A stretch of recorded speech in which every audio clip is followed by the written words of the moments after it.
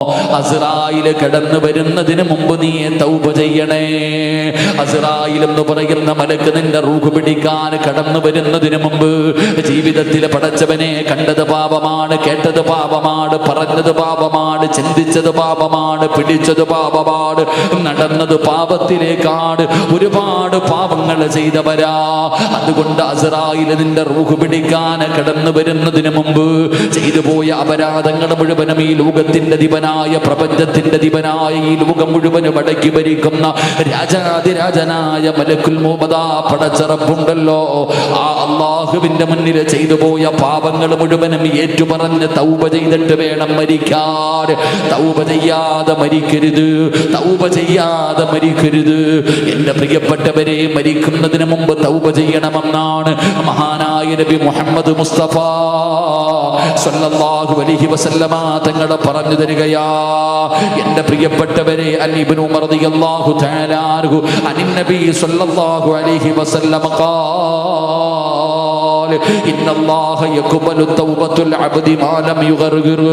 ഏത് സമയം വരെ നിനക്ക് സമയമുണ്ടെന്നറിയുവോ?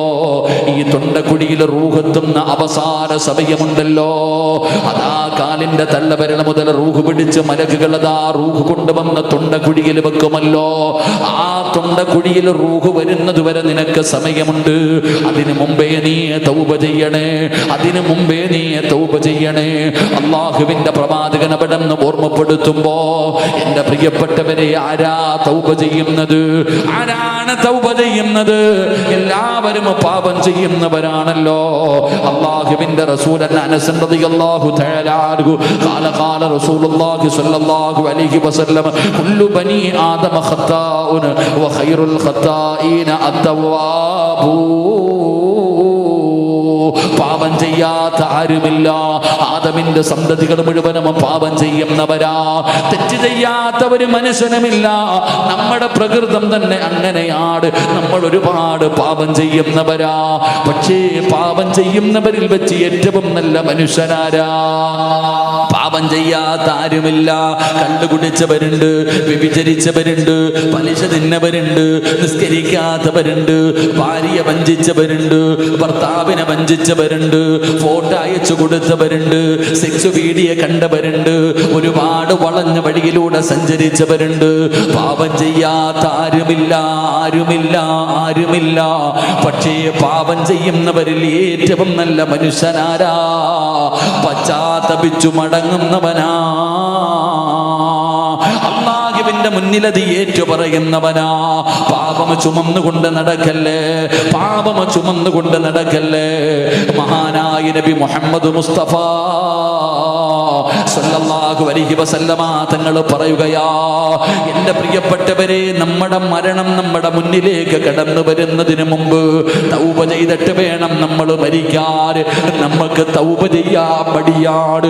അല്ലാഹുവിന്റെ മുന്നിൽ ചെയ്തു പോയ പാപങ്ങളേറ്റും മടിയാ. എന്തിനാ ചെറുപ്പക്കാരാ മടി കാണിക്കുന്നത്? 100 കൊല ചെയ്തവൻ അല്ലാഹു പുറത്തു കൊടുത്തില്ലേ? ഒരു കൊല തന്നെ എത്ര വലിയ പാപമാണ്. ഒരാൾ അന്യായമായിട്ട് കൊല്ലുന്നത് ഈ ഭൂമിയിലുള്ള സർവ്വരെയും കൊല്ലുന്നത് പോലെയാ. 99 പേരെ കൊന്നു, 100ാമത്തവനെയും കൊന്നു. 100 പേരെ കൊന്ന മനുഷ്യൻ അല്ലാഹുവിന്റെ മുന്നിൽ പശ്ചാത്തപിച്ചു മടങ്ങിയപ്പോ അല്ലാഹു അവന് പുറത്തു കൊടുത്തില്ലേ? അല്ലാഹു ആ മനുഷ്യന് സ്വർഗം കൊടുത്തില്ലേ? അതുകൊണ്ട് ചെറുപ്പക്കാരാ, പാപമോ ചുമന്നുകൊണ്ട് നടക്കല്ലേടാ പൊന്നുമോന്. ചെയ്തു പോയ പാപങ്ങൾ അല്ലാഹുവിന്റെ മുന്നിൽ ഏറ്റുപറ, പശ്ചാത്തപിക്കടാ. എന്തേ നിനക്ക് കഴിയാത്തത്? നീ എത്ര വലിയ പാപം ചെയ്തവനാണെങ്കിലും നീ പേടിക്കണ്ട. കള്ള് കുടിച്ചെന്ന് പറഞ്ഞ് പേടിക്കണ്ട. ജീവിതത്തിൽ വ്യഭിചരിച്ചു പോയി എന്ന് പറഞ്ഞ് ഭയപ്പെടണ്ട. മോനെ, അല്ലാഹു കരുണയുള്ളവനാണ്. എത്ര വലിയ പാപം ചെയ്താലും നിന്റെ റബ്ബ് പുറത്തു തരുന്നവനാ. അല്ലാഹു ഗഫൂറാ, അല്ലാഹു റഹീമാ. അല്ലാഹു പുറത്തു തരുന്നവനാടാ. ആ പടച്ച റബ്ബിന്റെ മുന്നിൽ നിന്റെ പാപങ്ങൾ മുഴുവനും ഏറ്റുപറയൂ. കാരണം പാപങ്ങൾ പടച്ച റബ്ബിന്റെ മുന്നിൽ ഏറ്റുപറയാതെ മരണപ്പെടരുത്. കാരണം എന്തെന്നറിയുവോ? തൗബ ചെയ്യാതെ മരിക്കല്ലേ. പല പലരും പിന്നെ ചെയ്യാം പാപം ചെയ്തവർ പിന്നെ ചെയ്യാമെന്ന് പറഞ്ഞ് പിന്നെ നന്നാകാമെന്ന് പറഞ്ഞു മാറ്റിവെക്കുന്നവരുണ്ട്. സഹോദരാ, ഒരു രാത്രി പോലും തൗബ ചെയ്യാതെ ഉറങ്ങരുത്. തൗബ ചെയ്തിട്ടേ ഉറങ്ങാവോ. കാരണം വമാ തദ്രീ നഫ്സുൻ മാദാ തക്സിബു ഗദാ. നാളെ നിനക്ക് എന്താണ് സംഭവിക്കുന്നതെന്ന് പറയാൻ അല്ലാഹുവിന് മാത്രമല്ലേ അറിയൂ. മോനെ, നാളെ നിനക്ക് എന്തേ സംഭവിക്കുന്നതെന്ന് പറയാ.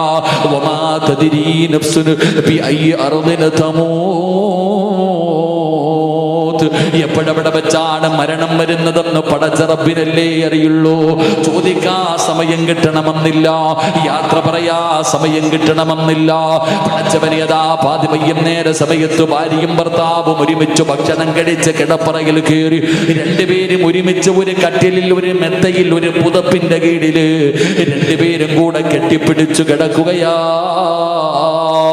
രാവിലെ സുബഹിന്റെ സമയത്ത് ഭാര്യ എഴുന്നേറ്റിട്ട് തന്റെ ചാരത്ത് കിടക്കുന്ന പ്രിയപ്പെട്ട ഭർത്താവിനെ വിളിക്കുമ്പോ അല്ലാഹുവേ എഴുന്നേക്കുന്നില്ല. പടച്ചവരെ, ഭാര്യ പോലും അറിഞ്ഞില്ല അവിടെ കിടന്നു മരണപ്പെട്ടു പോയത്. തന്റെ ഭർത്താവ് ചാരത്ത് കിടന്നു മരിച്ചതുപോലും അടുത്ത് കിടക്കുന്ന ഭാര്യ അറിഞ്ഞിട്ടില്ല. സമയം കിട്ടിയില്ല സഹോദരാ, സമയം കിട്ടിയില്ല ചെറുപ്പക്കാരാ. അതുകൊണ്ട് പാപങ്ങളും ചുമന്നുകൊണ്ട് നടക്കല്ലേ, പാപങ്ങളും ചുമന്നുകൊണ്ട് നടക്കല്ലേ. അല്ലാഹുവിന്റെ പ്രവാചകൻ പറയുന്നു, നിങ്ങൾ തൗബ ചെയ്യാതെ ഉറങ്ങരുത്. നമ്മളിൽ പലരും തൗബ ചെയ്യുന്നവരാണ്. എങ്ങനെയാണ് തൗബ ചെയ്യേണ്ടതെന്ന് നമുക്കറിയില്ല, എങ്ങനെയാണ് തൗബ ചെയ്യേണ്ടതെന്നറിയില്ല. നമ്മൾ അല്ലാഹുവിനോട് പറയും, പടച്ചവനെ പാപം പുറത്തുതാ, പാപം പുറത്തുതാ. മോനെ, വെറുതെ പറഞ്ഞാ പോരടാ, പറയുന്നതിലൊരു ഇഖ്ലാസ് വേണം ചെറുപ്പക്കാരാ. അതിനൊരുപാട് പറയണമെന്നില്ല, ഒരുപാട് നിലവിളിക്കണമെന്നില്ല. പറയേണ്ടത് ഒരു വാക്കാണെങ്കിലും ഇഖ്ലാസോടുകൂടി പറഞ്ഞാ എത്ര വലിയ പാപവും അല്ലാഹു പുറത്തു തരുമല്ലോ. ഒരു ചരിത്രം പറഞ്ഞു തരാ, എങ്ങനെയാണ് തൗബ ചെയ്യേണ്ടത്, എങ്ങനെയാണ് തൗബ ചെയ്യേണ്ടത്.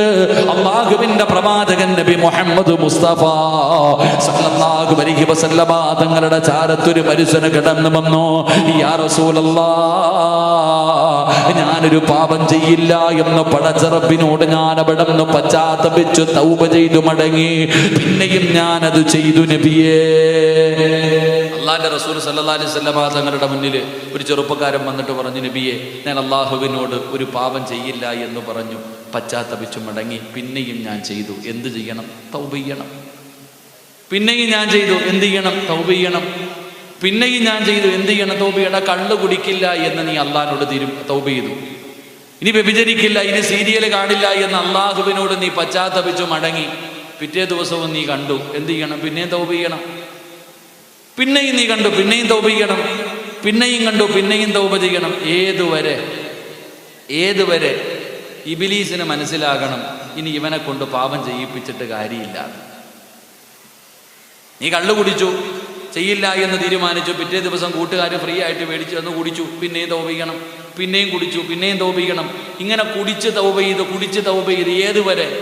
അവസാനം നിന്നെ കുടിപ്പിക്കണ ശൈത്താനുണ്ടല്ലോ, അവന് തന്നെ തോന്നണം ഇനി ഇവനെ കുടിപ്പിച്ചിട്ട് കാര്യമില്ല, തോറ്റു പോകണം. അതുവരെ തൗബ ചെയ്യണം. അല്ലാഹു ഈമാൻ നൽകുമാറാകട്ടെ. നമ്മൾ തൗബ എന്ന് പറഞ്ഞാൽ എന്താ? നിലവിളിയല്ല. നമ്മളിങ്ങനെ വിളിച്ചു കൂവി അതൊന്നും അല്ലപ്പോൾ. അത് നബി സല്ലല്ലാഹു അലൈഹി വസല്ലമ തങ്ങൾ പറയുന്നുണ്ട്, ഒരാളിരുന്ന് ഇങ്ങനെ പൊട്ടിക്കരയുക, വല്ലാതെ വിളിച്ചു കൂവിയിട്ട് ദുആ ചെയ്യുക. ആ സമയത്ത് നബി സല്ലല്ലാഹു അലൈഹി വസല്ലമ തങ്ങൾ പറഞ്ഞത്, ആ ചങ്ങാതി എടുത്ത് പോയി പറയാ, അവൻ്റെ റബ്ബ് ചെവി കേൾക്കുന്ന ആടാ, ചെവി കേൾക്കാത്ത ആളല്ലെന്ന്. ഒരുപാട് നിലവിളിക്കാനും പാടില്ല, ഒരുപാട് ശബ്ദം കുറയ്ക്കാനും പാടില്ല. രണ്ടിൻ്റെയും മധ്യമായ രീതി. തൗബ എന്ന് പറഞ്ഞാൽ എന്താണെന്നറിയോ? ഒരു ഉദാഹരണം പറഞ്ഞു തരാം. തൗബ എന്ന് പറഞ്ഞാൽ എന്താണെന്ന് പഠിക്കാൻ ഒരു ഉദാഹരണം പറഞ്ഞു തരാം.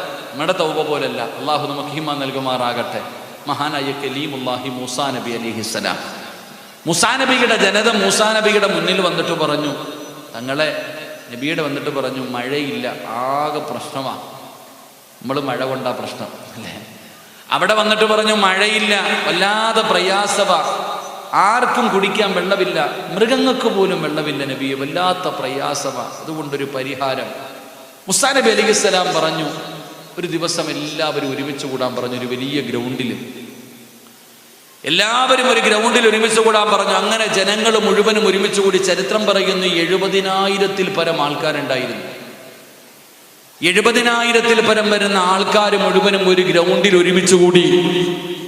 മഹാനായ കലീമുല്ലാഹി മൂസാ നബി അലൈഹിസ്സലാം അവിടുന്ന് പടച്ചറപ്പിനോട് ദുആ ചെയ്യുകയാ. അല്ലാഹുവിനോട് അവിടുന്ന് ദുആ ചെയ്തു, അല്ലാഹ് മഴയില്ലാതെ വല്ലാതെ പ്രയാസപ്പെടുന്നു, അല്ലാഹ് വെള്ളമില്ലാതെ വല്ലാതെ ബുദ്ധിമുട്ടുകയാണ്, അതുകൊണ്ട് ഞങ്ങൾക്ക് നീ മഴ തരണേ അല്ലാഹ്. മൂസാ നബി അവിടുന്ന് ദുആ ചെയ്യുകയാ. മൂസാ നബി അവിടുന്ന് ദുആ ചെയ്യുകയാ. എന്റെ പ്രിയപ്പെട്ടവരെ, മഴ പെയ്യുന്നില്ല. മൂസാ നബി അവിടുന്ന് ദുആ ചെയ്തു, മഴ പെയ്യുന്നില്ല. അതാ വരുന്ന മുഖറബുൽ അംലാക്ക് മലക്ക് ജിബ്രീൽ. അതാ മൂസാ നബിയോട് പറയുന്ന, മൂസാ നബിയേ ദുആ സ്വീകരിക്കൂല, മഴ പെയ്യൂല, മഴ പെയ്യൂല, ദുആ സ്വീകരിക്കില്ല. കാരണമെന്ത് ജിബ്രീൽ? കാരണമെന്താണ് ജിബ്രീൽ? മൂസാ നബിയേ, ഇരിക്കുന്ന ജനങ്ങളുടെ നടുവില് അല്ലാഹുവേ 40 വർഷമായിട്ട് പടച്ചവനെ മറന്നു നടക്കുന്ന ഒരുത്തനുണ്ട്. 1-2 വർഷമല്ല, 40 വർഷമായിട്ട് പടച്ചവനെ ധിക്കരിച്ചുകൊണ്ട് അല്ലാഹുവിനെ മറന്നുകൊണ്ട് നടക്കുന്ന ഒരുത്തൻ ഈ മജ്ലിസിലുണ്ട്. അവൻ എഴുന്നേറ്റ് പോകാതെ ഇവിടുന്ന് ദുആയിക്ക് ഉത്തരമില്ല. അല്ലാഹുവേ, മൂസാ നബി അവിടുന്ന് ചിന്തിക്കുന്നു, ആരാ അല്ലാഹ് 40 വർഷമായി പടച്ചവനെ മറന്നുകൊണ്ട് ധിക്കാരിയെ പോലെ നടക്കുന്ന ആ മോശക്കാരനായ മനുഷ്യനാരാ അല്ലാഹ്. മൂസാ നബി അവിടുന്ന് വിളിച്ചു പറയുകയാ, ഈ കൂട്ടത്തിൽ പടച്ചറപ്പിനെ മറന്നു നടക്കുന്ന ഒരാളുണ്ട്. 40 കൊല്ലമായി പടച്ചവനെ മറന്നു നടക്കുന്ന ഒരു തനി മജ്ലിസിൽ ഇരിപ്പുണ്ട്. അവൻ എഴുന്നേറ്റ് പോകാതെ ഇന്നിവിടുന്ന് മഴ പെയ്യൂല. അല്ലാഹുവേ, ജനങ്ങൾ പരസ്പരം നോക്കുന്നു, ആരാ അല്ലാഹ്. 40 കൊല്ലമായി പടച്ചറപ്പ് ചെയ്യുന്ന അനുഗ്രഹങ്ങൾ മുഴുവനും 2 കൈയും നീട്ടി സ്വീകരിച്ചിട്ട് അവന് നന്ദികേട് കാണിച്ചു കൊണ്ട് നടക്കുന്ന മനുഷ്യരാരോ? അല്ലാഹുവേ, ജനങ്ങൾ പരസ്പരം അവിടെ നിന്ന് നോക്കുകയാണ്. ആരെങ്കിലും എഴുന്നേൽക്കുന്നുണ്ടോ? ആരെങ്കിലും എഴുന്നേൽക്കുന്നുണ്ടോ? ജനങ്ങൾ മുഴുവനും പരസ്പരം നോക്കുമ്പോ 40 കൊല്ലമായിട്ട് പടച്ചവനെ മറന്നു നടക്കുന്ന മനുഷ്യനും കേൾക്കുകയാണ്, അല്ലാഹുവേ, എന്നെ കുറിച്ചാണല്ലോ പറയുന്നത്, എന്നെ കുറിച്ചാണല്ലോ പറയുന്നത്. അല്ലാഹ്, ഞാനിപ്പോ ഇവിടെ നിന്ന് എഴുന്നേറ്റാൽ ജനങ്ങളെല്ലാവരും എന്നെ അറിയുമല്ലോ അല്ലാഹ്. ഞാൻ എഴുന്നേറ്റില്ലെങ്കിൽ മഴ പെയ്യില്ലല്ലോ അല്ലാഹ്, മഴ പെയ്യില്ലല്ലോ അല്ലാഹ്. ആ മനുഷ്യന്റെ മനസ്സിന്റെ ഉള്ളിൽ വല്ലാത്ത ഒരു വേദന തോന്നുകയാണ്. അവിടുന്ന് കുറ്റബോധം തോന്നുകയാണ്. അവിടുന്ന് ഞാൻ ചെയ്തത് പാപമാണെന്നുള്ള ഒരു ചിന്ത കടന്നു വരികയാണ്. ആ മനുഷ്യൻ അവിടെ ഇരിക്കുകയാണ്. ആ ഇരുന്ന ഇരിപ്പില് അടുത്തിരിക്കുന്നവര് പോലും കേൾക്കാതെ ആ മനുഷ്യൻ പറയുന്നു, അല്ലാഹ്, ഇന്നുവരെ ഞാൻ ചെയ്തത് മുഴുവനും പാപമാണല്ലോ. എങ്ങനെയാണ് തൗബ ചെയ്യേണ്ടത്? എങ്ങനെയാണ് ഇത് ഏറ്റു പറയേണ്ടത്? പറയേണ്ടത് എങ്ങനെയാണെന്ന് പോലും എനിക്കറിയില്ല അല്ലാഹ്. പടച്ചവനെ, ഇന്ന് വരെ ചെയ്തത് പാപമാ, ഇനി ഒരിക്കലും ചെയ്യില്ല അല്ലാഹ്, ഇനി ഒരിക്കലും ചെയ്യില്ല അല്ലാഹ്. ഇനി എന്റെ ജീവിതത്തിൽ ഒരിക്കലും ഇതുപോലെ നിന്നെ മറന്ന് ഞാൻ നടക്കില്ല തമ്പുരാന്. എനിക്ക് നീ പൊറുത്തുകാതാ അല്ലാഹ്, എനിക്ക് നീ പൊറുത്തു തരണേ അല്ലാഹ്. ആ മനുഷ്യൻ അവിടെ ഇരുന്ന് കൊണ്ട് പടച്ചറപ്പിന്റെ ദർബാറിലേക്ക് ഇരു കരങ്ങൾ ഉയർത്തിയിട്ട് ആ മനുഷ്യൻ അവിടെ ഇരുന്ന് തൗബ ചെയ്യുകയാണ്. ആ മനുഷ്യൻ പറയുന്നു, റബ്ബേ, എന്റെ തൗബ സ്വീകരിച്ചാൽ മഴ തരണേ അല്ലാഹ്, മഴ തരണേ അല്ലാഹ്. അല്പസമയം കഴിയുമ്പോ കാർമേഘങ്ങൾ കടന്നു വരികയാണ്. ആകാശത്ത് കാർമേഘങ്ങൾ കടന്നു വരികയാണ്. മഴത്തുള്ളികൾ ഭൂമിയിലേക്ക് വീഴുകയാ. മഴ പെയ്യുകയാ, മഴ പെയ്യുകയാ. മൂസാ നബി ചിന്തിച്ചു, അല്ലാ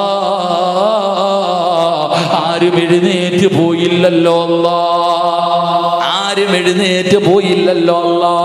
പടച്ചവനെ പിന്നെ മഴ പെയ്തല്ലോ. മൂസാ നബിയേ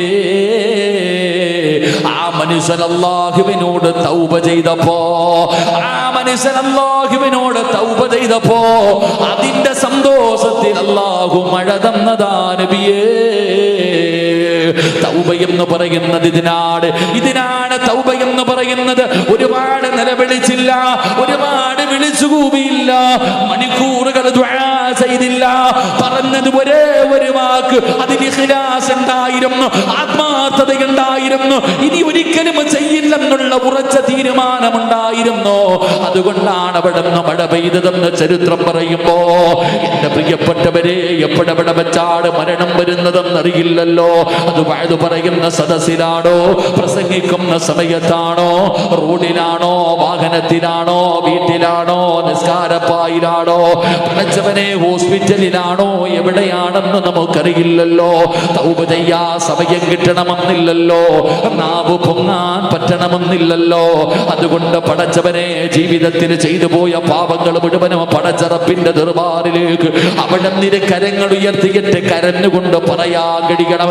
അല്ലാഹുവിന്റെ റസൂൽ അവിടെ നിന്ന് പറഞ്ഞല്ലോ, അല്ലാഹനെ കുറിച്ച് നിങ്ങൾ പേടിക്കണ്ട, നീ എത്ര വലിയ പാപം ചെയ്താലും നിന്റെ റബ്ബാരാ.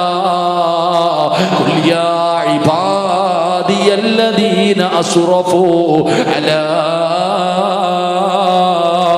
അൻഫുസിഹിം ലാ തഖ്നതൂ മിർ റഹ്മത്തില്ലാഹ്. നബിയേ പറഞ്ഞു കൊടുക്കു നബിയേ, അവരെത്ര വലിയ പാപം ചെയ്തവരാണെങ്കിലും, അവരെത്ര വലിയ ദ്രോഹം ചെയ്തവരാണെങ്കിലും എന്നോട് പറയാ പറ നബിയേ, എന്നോടൊന്ന് പറയാ പറ നബിയേ, ഞാൻ ഗഫൂറാണ് നബിയേ, ഞാൻ റഹീമാണ് നബിയേ. അതുകൊണ്ട് എപ്പോഴാണ് മരണം വരുന്നെന്നറിയില്ലല്ലോ. അതുകൊണ്ട് നമുക്ക് റബ്ബിന്റെ മുന്നിൽ പറയാ, വെറുതെ കിടന്ന് പറഞ്ഞാ പോരാ, പറയേണ്ടത് എങ്ങനെയെന്നറിയുമോ? പൊറുക്കണ്ട പാപം സയ്യിദീ വെറുക്കാതെ പൊറുക്കുന്നവനാരുണ്ട് നീയല്ലാതെ. ഇഹലോക ആർഭാടങ്ങളെന്നെ വലച്ചതാ, നഫ്സെന്ന ഉന്തി തെല്ലി വിട്ടു ചതിച്ചതാ, അല്ലാതെ ധിക്കരിച്ചല്ല റബ്ബേ നിന്നെ, അതുകൊണ്ട് ആട്ടരുതിലാഹേ എന്നെ. അല്ലാഹുവിനോട് പറയണം, പടച്ചവരെ പറ്റിപ്പോയതാ അല്ലാ, ഇബ്ലീസ് ചതിച്ചതാ അല്ലാ, അല്ലാതെ ധിക്കരിച്ചു കൊണ്ട് ചെയ്തതല്ല അല്ലാ, നീ ഗഫൂറാണല്ലോ അല്ലാ, നീ കരുണക്കടലാണല്ലോ അല്ലാ, നിന്റെ അടിമയെ നിനക്ക് ഇഷ്ടമാണല്ലോ അല്ലാ, തൗബ ചെയ്യുന്നവരെ നീ ഇഷ്ടപ്പെടുന്നുണ്ടല്ലോ അല്ലാ, നീ 100 കൊല ചെയ്തവന് പുറത്തു കൊടുത്തവനാണല്ലോ അല്ലാ, എന്റെ പാപമ പൊറുക്കണേ അല്ലാ. ആത്മാർത്ഥമായിട്ട് ദുആ ചെയ്യണേ, ആത്മാർത്ഥമായിട്ട് തൗബ ചെയ്യണേ, അല്ലാതെ ചുമന്നുകൊണ്ട് നടക്കരുത് മോനെ. എത്ര വലിയ പാപവും ചുമന്നുകൊണ്ട് നടക്കരുത്. അല്ലാഹുവിന്റെ റസൂൽ അവിടെ നിന്ന് പറഞ്ഞു, സ്വഹാബാ, ഒരു തെറ്റിന്റെ പേരില് അല്ലാഹു 2 പ്രാവശ്യം ശിക്ഷിക്കില്ല എന്ന് ആദരവായ പ്രവാചകൻ നബി മുഹമ്മദ് മുസ്തഫ സല്ലല്ലാഹു സല്ലല്ലാഹു അലൈഹി വസല്ലമ തങ്ങൾ പറഞ്ഞു, ഒരു തെറ്റിന്റെ പേരിൽ അല്ലാഹു 2 പ്രാവശ്യം ഒരു മനുഷ്യനെ ശിക്ഷിക്കൂല. കാരണം അല്ലാഹു നീതിമാനാ, അല്ലാഹു നീതിമാനാ. ഇത് പറയുമ്പോഴാണ് ലോകത്തിന്റെ നേതാവിന്റെ മുന്നിൽ ഒരു സഹാബി കടന്നു വരുന്നത്. മഹാനായ മായിസ് റളിയല്ലാഹു തആല അൻഹു, ചെറുപ്പക്കാരനായ സ്വഹാബിയാണ്. അല്ലാഹുവിന്റെ പ്രവാചകന്റെ ചാരത്ത് വന്നിട്ട് പറയുന്നു, നബിയേ, ഞാൻ വ്യഭിചരിച്ചു നബിയേ, എന്നെ ശുദ്ധീകരിക്കണം നബിയേ. അല്ലാഹുവിന്റെ പ്രവാചകൻ അവിടെ നിന്ന് കേൾക്കാത്തതുപോലെ അല്ലാഹുവിന്റെ റസൂൽ അവിടെ നിന്ന് പറഞ്ഞു വിടുകയാ. കാരണം ഇസ്ലാമിന്റെ നിയമം എന്തെന്നറിയുമോ? അതാ വ്യഭിചരിച്ചവനെ എറിഞ്ഞു കൊല്ലണമെന്നാണ്. മായിസ് മുത്തി നബിയുടെ മുന്നിൽ വന്ന് കരയുമ്പോ പ്രവാചകൻ അവിടെ നിന്ന് പറഞ്ഞു വിട്ടു. പക്ഷേ മായിസിന് കിടന്നിട്ടുറക്കം വരുന്നില്ല. പിന്നെയും എഴുന്നേറ്റില്ല. ഹദ്റത്തി റസൂലില്ലാഹ് സല്ലല്ലാഹു അലൈഹി വസല്ലം പ്രവാചകന്റെ മുന്നിലേക്ക് പിന്നെയും കടന്നുപോയി. നബിയെ, എന്നെ ശുദ്ധീകരിക്കണം നബിയെ. റസൂലുള്ളാഹി തങ്ങൾ ചോദിക്കുന്നു, സ്വഹാബ, മായിസ് കള്ള് കുടിച്ചിട്ടുണ്ടോ എന്ന് നോക്ക് സഹാബ. എന്തിനാ പടച്ചവനെ അങ്ങനെ പറഞ്ഞതെന്നറിയോ? നീ അല്ലാഹുവോട് പശ്ചാത്തപിച്ചു മടങ്ങ, റബ്ബ് നിനക്ക് പുറത്തു തരും. നീ ഇങ്ങനെ ശിക്ഷ ഏറ്റുവാങ്ങണ്ട എന്ന് കരുതിയിട്ട് പ്രവാചകൻ അവിടെ നിന്ന് പറയുമ്പോ സ്വഹാബികൾ പറഞ്ഞു, ഇല്ല നബിയെ, കള്ള് കുടിച്ചിട്ടില്ല. മൂന്നാമതും മായിസ് റളിയല്ലാഹു തആല അൻഹു അല്ലാഹുവിന്റെ റസൂലിന്റെ കൈ പിടിച്ചിട്ട് പറയുന്നു, നബിയേ, എനിക്കറിയാ എന്നെ എറിഞ്ഞു കൊല്ലണമെന്നാണ് ഇസ്ലാമിന്റെ നിയമം. പിന്നെയും ഞാൻ എന്തുകൊണ്ടാണ് ഇത് പറയുന്നതെന്നറിയോ? എനിക്ക് അല്ലാഹുവിന്റെ മുന്നിൽ ചെല്ലുമ്പോ അല്ലാഹു എന്നെ 2 പ്രാവശ്യം ശിക്ഷിക്കില്ലല്ലോ. ഇവിടെ വെച്ചത് ഏറ്റുകഴിഞ്ഞാൽ, ഈ ശിക്ഷ ഇവിടെ നിന്ന് ഏറ്റുവാങ്ങിക്കഴിഞ്ഞാൽ എനിക്ക് അല്ലാഹുവിന്റെ മുന്നിൽ രക്ഷപ്പെടാൻ പറ്റുമല്ലോ. റസൂലുള്ളാഹി തങ്ങളുടെ കണ്ണ് നിറയുകയാ. സഹാബാ, മായിസിനെ എറിഞ്ഞു കൊല്ല് സ്വഹാബാ. മായിസ് റളിയല്ലാഹു തആല അൻഹു വന്നിട്ട് പറഞ്ഞു, നബിയേ, അല്ലാഹുവിന്റെ മുന്നിൽ പോകുമ്പോൾ ഒരു തെറ്റിന്റെ പേരിൽ 2 പ്രാവശ്യം അല്ലാഹു ശിക്ഷിക്കൂല. അതുകൊണ്ട് ഇവിടത്തെ ഞാൻ ഏക്കാം, അവിടത്തെ എനിക്ക് പറ്റൂല. മായിസ് റളിയല്ലാഹു തആല അൻഹുവിനെ സ്വഹാബികൾ എറിഞ്ഞു കൊന്നു. പിന്നീട് ഒരിക്കൽ മായിസ് റളിയല്ലാഹു തആല അൻഹുവിന്റെ ഖബറിന്റെ ചാരത്തുകൂടെ നടന്നു പോയപ്പോൾ സഹാബികൾ പറഞ്ഞു, ഇത് വ്യഭിചരിച്ചിട്ട് എറിഞ്ഞു കൊന്ന അവിടുത്തെ സഹാബിയുടെ അവിടുത്തെ ഖബറാണ്, മായിസിന്റെ ഖബറാണെന്ന് പറഞ്ഞപ്പോൾ റസൂലുള്ളാഹി തങ്ങൾ പറഞ്ഞു, നിങ്ങൾക്കറിയാത്തത് നിങ്ങൾ പറയരുത്, മായിസ് സ്വർഗത്തിലാണെന്ന്. അപ്പം മായിസ് റളിയല്ലാഹു തആല അൻഹുവിന്റെ കൂടെ വ്യഭിചരിച്ചൊരു പെണ്ണുണ്ടായിരുന്നു. ഓളിതറിഞ്ഞ് നബി സല്ലല്ലാഹു അലൈഹി വസല്ലം തങ്ങളുടെ മുന്നിൽ വന്നിട്ട് പറഞ്ഞു, 2ാമത്തെ പ്രതി ഞാനാ നബിയെ, ഞാൻ ഗർഭിണിയാ. നബി സല്ലല്ലാഹു അലൈഹി വസല്ലം തങ്ങൾ പറഞ്ഞു, നീ പോയി പ്രസവിച്ചിട്ട് വരാം. കാരണം ഗർഭിണിയായൊരു പെണ്ണ് 9.5 മാസക്കാലം ഗർഭം ചുമന്ന് മരണവേദനയുടെ വേദനയിൽ നൊന്ത് പ്രസവിച്ചു കഴിഞ്ഞാൽ പിന്നെ വരൂലല്ലോ. ആ കുഞ്ഞിന്റെ മുഖം കണ്ടു കഴിഞ്ഞാൽ പിന്നെ വരൂലല്ലോ. നബി പറഞ്ഞു, നീ പോയി പ്രസവിച്ചിട്ട് വരാൻ. ഈ പെണ്ണ് പോയി പ്രസവിച്ചിട്ട് ചോര കുഞ്ഞും എടുത്തുകൊണ്ട് മുത്തുനബിയുടെ മുന്നിൽ സല്ലല്ലാഹു അലൈഹി വസല്ലം പ്രവാചകന്റെ മുന്നിൽ വന്നപ്പോൾ പ്രവാചകൻ പറഞ്ഞു, എന്നാൽ നീ പോയി പാല് കൊടുത്തിട്ട് വാ. കുഞ്ഞിന് പാല് കൊടുക്കണമല്ലോ, ഭക്ഷണം തിന്നുന്നവരെ. ഈ കുഞ്ഞിന്റെ മുഖം കണ്ടാലെങ്കിലും ഈ പെണ്ണിന്റെ സ്വഭാവം മാറുമെന്ന് വിചാരിച്ചു. ഇല്ല, കുഞ്ഞ് ഭക്ഷണം കഴിക്കാൻ തുടങ്ങിയപ്പോൾ ആ കുഞ്ഞിനെയും കൊണ്ട് മുത്തുനബിയുടെ മുന്നിൽ വന്നിട്ട് കാണിച്ചു കൊടുത്തതോ, നബിയെ തിന്നാൻ തുടങ്ങി നബി, ഇനി എനിക്ക് ശിക്ഷത. നമ്മൾ ഒളിച്ചും പാത്ത് വീണ്ടും ചെയ്തുകൊണ്ടിരിക്കും. അള്ളാന്റെ മുന്നിലൊന്ന് പറയാൻ പോലും നമുക്ക് മനസ്സില്ല. അള്ളാഹു നമുക്ക് ഈമാൻ നൽകുമാറാകട്ടെ. അതുകൊണ്ട് സഹോദരങ്ങളെ, 2 തൗബ ചെയ്തിട്ട് വേണം മരിക്കാൻ. അള്ളാഹു ഭാഗ്യം തരുമാറാകട്ടെ. എൻ്റെ പ്രിയപ്പെട്ട സഹോദരങ്ങളെ, തൗബ ചെയ്യാതെ മരിക്കരുത്. തൗബ ചെയ്തിട്ട് വേണം മരിക്കാൻ. അള്ളാഹു ഭാഗ്യം തരുമാറാകട്ടെ. തൗബ ചെയ്തിട്ട് മരിച്ചാൽ കിട്ടുന്ന പ്രതിഫലം എന്തെന്നറിയും? ഇന്നിപ്പോൾ നമ്മൾ ഇവിടെ ഇരുന്നു കൊണ്ട് തൗബ ചെയ്യുക. ഇന്ന് ഈ മജ്‌ലിസിൽ ഇരുന്നു കൊണ്ട് നമ്മൾ അള്ളാഹുവിൻ്റെ മുന്നിൽ ആത്മാർത്ഥമായിട്ട് തൗബ ചെയ്തു. ഇവിടെ നിന്ന് പിരിഞ്ഞു പോകുന്ന വഴിയിൽ നിങ്ങൾ ആരെങ്കിലും മരിച്ചു, ഇന്ന് രാത്രി ഇവിടെ നിന്ന് പിരിഞ്ഞുപോയി, നിങ്ങൾ മരിച്ചുപോയി. നാളെ നിന്റെ ജനാസ ഇവിടുത്തെ പള്ളിയിലേക്ക് കൊണ്ടുപോയി, ഉസ്താദൊക്കെ കൊണ്ടുപോയി, നമസ്കാരമെല്ലാം കഴിഞ്ഞു. പള്ളിപ്പറമ്പിലേക്ക് നിന്റെ മയ്യത്ത് കൊണ്ടുപോകുമ്പോൾ ഖബറാളികൾക്ക് വലിയ സന്തോഷമാണ്. ഖബറാളികൾക്ക് വലിയ സന്തോഷമാണ് നീ പോകുന്നത്. കാരണം നീ തൗബ ചെയ്തിട്ട് മരിച്ചവനാ. നീ അള്ളാഹുവിൻ്റെ മുന്നിൽ ചെയ്തു പോയ പാപങ്ങൾ മുഴുവനും ഏറ്റുപറഞ്ഞ് തൗബ ചെയ്തിട്ട് മരിച്ചവനാ. നീ പോകുമ്പോൾ ഖബറാളികൾക്ക് വലിയ സന്തോഷം. എന്തിനെന്നറിയോ? ആദരവായ പ്രവാചകൻ നബി മുഹമ്മദ് മുസ്തഫ സല്ലല്ലാഹു അലൈഹി വസല്ലമ തങ്ങൾ പറയുകയാ, നിന്റെ ജനാസ കബറിൻ്റെ അകത്ത് ഇറക്കി വെക്കുമ്പോൾ നിന്റെ കബറിൻ്റെ ചാരത്ത് കിടക്കുന്ന കബറാളികളുണ്ടല്ലോ, നിന്റെ അയൽവാസികൾ, പള്ളിപ്പറമ്പിൽ കിടക്കുന്ന കബറാളികൾക്ക് വലിയ സന്തോഷം. നിന്റെ കബറിൻ്റെ ചാരത്ത് കിടക്കുന്ന കബറാളികൾക്ക് പോലും നിന്റെ ബർക്കത്ത് കൊണ്ട് അള്ളാഹു അവർക്ക് പുറത്തു കൊടുക്കുമെന്ന് നബി മുഹമ്മദ് മുസ്തഫ. ഇത് പള്ളി കെട്ടിക്കൊടുത്തവന്റെ പ്രതിഫലമല്ല, ഹജ്ജ് ചെയ്തവന്റെ പ്രതിഫലമല്ല, ഹാഫിളിൻ്റെയോ ആലിമിൻ്റെയോ പ്രതിഫലമല്ല.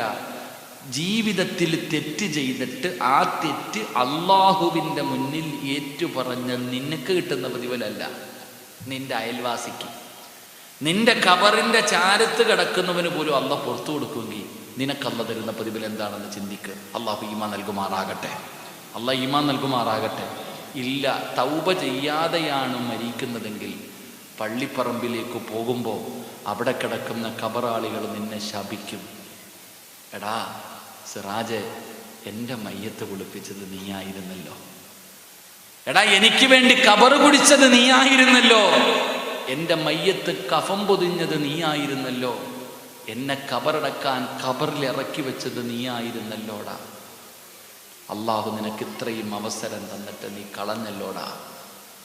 നീ ഒന്ന് തൗബ ചെയ്തിരുന്നെങ്കിൽ നീയും രക്ഷപ്പെടുമായിരുന്നു, ഞങ്ങളും രക്ഷപ്പെടുമായിരുന്നു. നീ ചെയ്തില്ലല്ലോടാ എന്ന് കബറാളികൾ പോലും നിന്നെ ശപിക്കുമെന്ന് നബിയിന റസൂലുള്ളാഹി. അള്ളാഹു നമ്മളെ കാത്തിരക്ഷിക്കുമാറാകട്ടെ. കബറാളികൾ പോലും നമ്മളെ ശപിക്കുന്നൊരവസ്ഥ. അതുകൊണ്ട് എൻ്റെ പ്രിയപ്പെട്ടവരെ, നമുക്ക് അള്ളാഹുവിൻ്റെ മുന്നിൽ തൗബ ചെയ്യാം. ഇന്ന് ജീവിതത്തിൻ്റെ അവസാനത്തെ രാത്രിയാണോ നമുക്കറിയില്ല. ജീവിതത്തിൻ്റെ അവസാനത്തെ രാത്രി ഇന്നത്തെ രാത്രിയാണോ എന്ന് നമുക്കറിയില്ല. അതുകൊണ്ട് അള്ളാഹുവിൻ്റെ മുന്നിൽ നമുക്കൊന്ന് പശ്ചാത്തപിക്കാം. വെറുതെ ദുആ ചെയ്താൽ പോരാ, വെറുതെ ദുആ ചെയ്താ പോരാ. അല്ലാഹുവിന്റെ പ്രവാചകൻ സ്വല്ലല്ലാഹു അലൈഹി വസല്ലമ തങ്ങൾ പറഞ്ഞു, നിങ്ങൾ ദുആ ചെയ്യുന്ന സമയത്ത് നിങ്ങൾ കരയണം. ദുആ ചെയ്യുന്ന സമയത്ത് നിങ്ങൾ കരയണം. നമ്മളെ കൊണ്ട് കരയാൻ കഴിയില്ല. ദുആ ചെയ്യുന്ന സമയത്ത് ആത്മാർത്ഥമായി നമ്മൾ ചെയ്തു പോയ പാപം ഓർത്തിട്ട് നമുക്ക് കരയാൻ പറ്റൂല. അത് റസൂലുള്ളാഹി തങ്ങൾക്കറിയാ. അതുകൊണ്ട് പ്രവാചകൻ പറഞ്ഞു, നിങ്ങൾ അഭിനയിക്കണേ, നിങ്ങൾ കരയുന്നവരെ പോലെ അഭിനയിക്കണേ, നിങ്ങൾ കരയുന്നവരെ പോലെ അഭിനയിക്കണേ. എന്റെ പ്രിയപ്പെട്ട സഹോദരങ്ങളെ, ജീവിതത്തിൽ ചെയ്തു പോയ പാപങ്ങൾ മുഴുവനും പടച്ച റബ്ബിന്റെ മുന്നിലേക്ക് ഏറ്റുപറയുമ്പോ നമുക്കൊന്ന് അഭിനയിക്കാം, കരയുന്നവരെ പോലെ ഒന്ന് അഭിനയിക്കാം. അങ്ങനെയെങ്കിലും നമ്മുടെ പാപമൊന്ന് പടച്ച റബ്ബ് പുറത്തു തരുമല്ലോ. അതുകൊണ്ട് എന്റെ പ്രിയപ്പെട്ട സഹോദരാ, പടച്ചവനെ, 50ഉം 60ഉം വയസ്സ് വരെ പ്രായമുള്ള വാപ്പയും ഉമ്മമാരും ഇവിടെ ഇരിപ്പുണ്ട്. വാപ്പ ജീവിതത്തിൽ എന്ത് ചെയ്തു വെച്ചിട്ടുണ്ട്? ഇന്ന് രാത്രി നീ മരണപ്പെട്ടു പോയാൽ, ഇന്ന് നിന്റെ ജീവിതത്തിൽ അവസാനത്തെ രാത്രിയാണെങ്കിൽ നെഞ്ചത്ത് കൈവച്ചിട്ട് നീ ഒന്ന് ചിന്തിച്ചു നോക്ക്, നീ എന്ത് ചെയ്തു വെച്ചിട്ടുണ്ട്? നീ വീട് കെട്ടിയിട്ടുണ്ട് ആർക്ക് വേണ്ടി? നിന്റെ മക്കൾക്ക് വേണ്ടി. നിന്റെ ഭാര്യയ്ക്ക് കിടന്ന് സുഖിക്കാൻ നിന്നെ പള്ളിപ്പറമ്പിൽ കൊണ്ട് കുഴിച്ചിട്ടിട്ട് മക്കള് തല്ല. എന്തിനു വേണ്ടി നീ പണിത നിന്റെ വീടിന് വേണ്ടി, ബാങ്കിൽ കിടക്കുന്ന നിന്റെ പണത്തിന് വേണ്ടി? പടച്ചവനെ, മക്കള് നിന്നെ തിരിഞ്ഞു നോക്കുന്നില്ല. പാപ്പാടെ ഖബറെവിടെയാണെന്ന് മക്കൾക്കറിയാറില്ല. യാസീൻ ഓതുന്ന മക്കളില്ല. തിരക്കല്ലേ, തിരക്കല്ലേ. പടച്ചവനെ, സഹോദരാ, നിനക്ക് വേണ്ടി നീ എന്ത് ചെയ്തു വെച്ചിട്ടുണ്ട്? അല്ലാഹുവേ, കോവിഡ് എന്ന് പറയുന്ന രോഗം വന്ന 36 വയസ്സുള്ള ഒരു ചെറുപ്പക്കാരൻ പടച്ചവനെ അതാ ഐസുവിനകത്ത് കിടക്കുകയാ. മരിക്കാൻ സമയമെടുത്തു, മരിക്കാൻ സമയമെടുത്തു. ഡോക്ടർമാര് പറഞ്ഞു, ഇനി ഒന്നുമില്ല, മരണം ഉറപ്പാ. 36 വയസ്സുള്ള ചെറുപ്പക്കാരൻ, 2 മക്കളുള്ള പാവപ്പെട്ടവൻ കിടന്ന് കരയുകയാണ്.